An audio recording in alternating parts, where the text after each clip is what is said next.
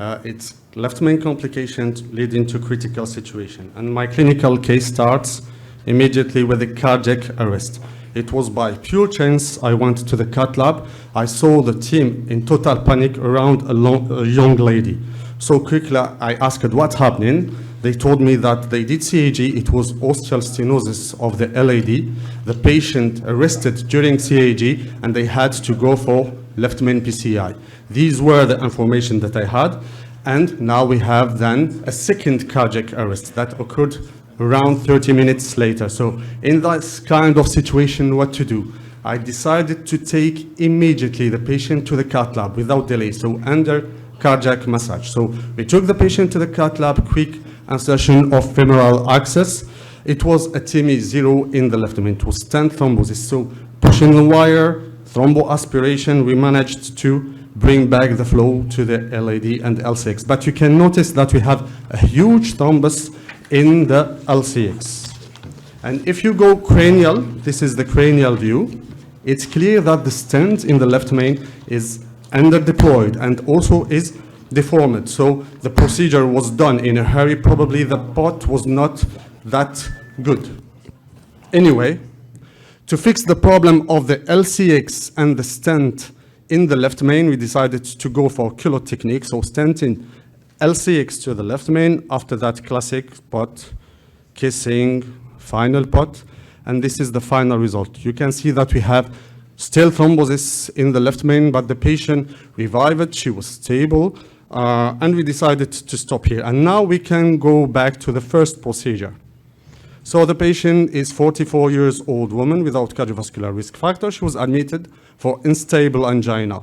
Normal EKG, no elevation of troponin. Initially, she was completely stable. You can already see that you have severe stenosis of the ostium of the RCA. It looks like an old dissection. And this is what to never do. You can see that this is a forceful injection against the aorta wall. And after that, severe and very tight stenosis of the left main. And also here, what you can notice, that this injection is too long. Anyway, the patient arrested at this particular time. Fortunately, they could get the wire inside the LAD. They went for stenting, they did pot, and this is their final result. They decided to stop here, planning to bring back the patient to the cath lab for optimization. Unfortunately, we had to intervene 30 minutes after in awful situation. So now we have a patient that is really mildly symptomatic. She is stable hemodynamically. We put the patient under glycoprotein 2B3A inhibitors infusion and very close observation. For the evolution, 30 minutes after third cardiac arrest. Same scenario, but fortunately the sheet was in. So same, manual cardiac massage, go into the cath lab, thromboaspiration. First, we had the TIMI 2 flow, so we had to inject adrenaline intracoronary. We brought the patient to TIMI 3 flow. She revived. She was between brackets stable hemodynamically. And now what to do? The patient is already under glycoprotein 2B3A. If you look a little bit closer here in cranial view, we can see a flap. So there is still dissection, and it's not that short. So without overthinking, we took a stent to cover and to seal this dissection, and this is the result. We still have thrombus. And what to do? This is in cranial view, no more dissection.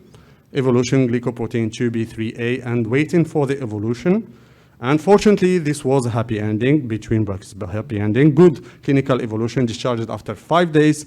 Ejection fraction at discharge, 52%, Cagrelor and aspirin, of course.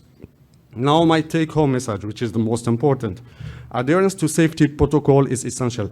And just to say, the first operator who did the first CAG was not a junior. Sometimes we have overconfidence.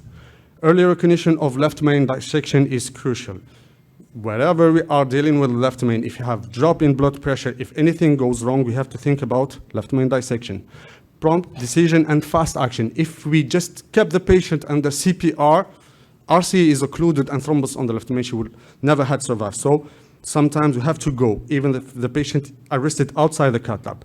Complete sealing of the dissection, of course, is key to avoid further complication. And for that, IVUS guidance should play a key role in diagnosis and management of all left main situations, even in critical ill patient, what we didn't do in the second case.